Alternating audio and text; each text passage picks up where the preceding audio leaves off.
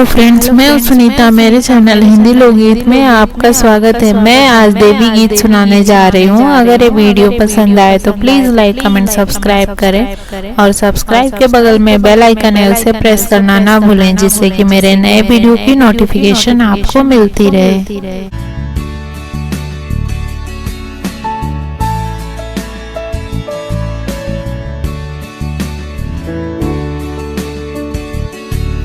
वृंदावनवा बोले ले कोयलिया के सुंदर बनवा मोर बोले हो। वृंदावनवा बोले ले कोयलिया के सुंदर बनवा मोर बोले हो।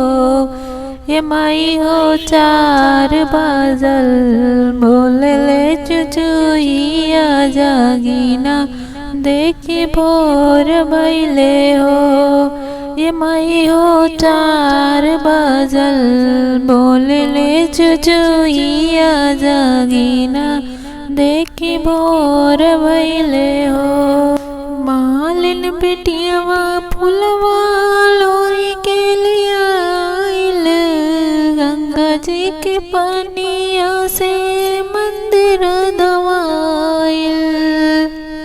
मालिन बिटियावा फुलवा लोड़ी के लिया आइल, गंगा जी के पानिया से मंदिर धोवाइल।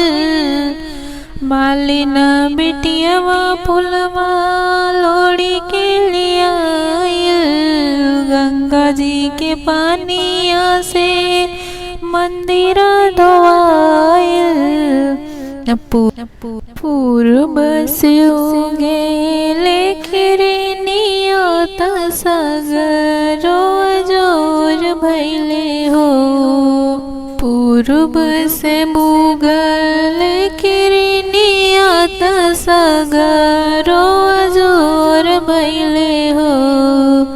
ये माई हो चार बाजल बोले ले चुचुहिया जागीना देखी भोर भैले हो।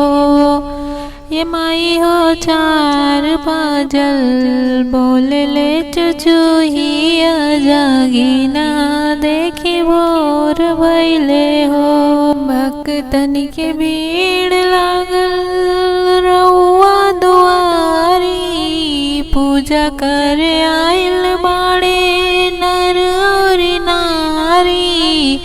भक्तन के भीड़ लागल रउआ दुआरी, पूजा कर आइल बाड़े नर और नारी।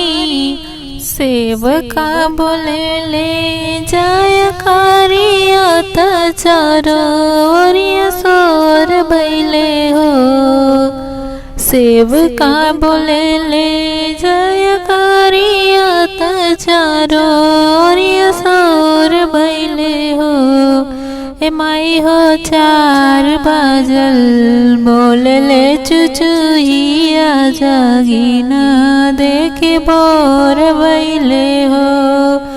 ये माई हो चार बाजल बोले ले चुचुहिया जागीना देखी भोर भैले हो। वृंदावनवा बोले ले कोयलिया के सुंदर बनवा मोर बोले हो।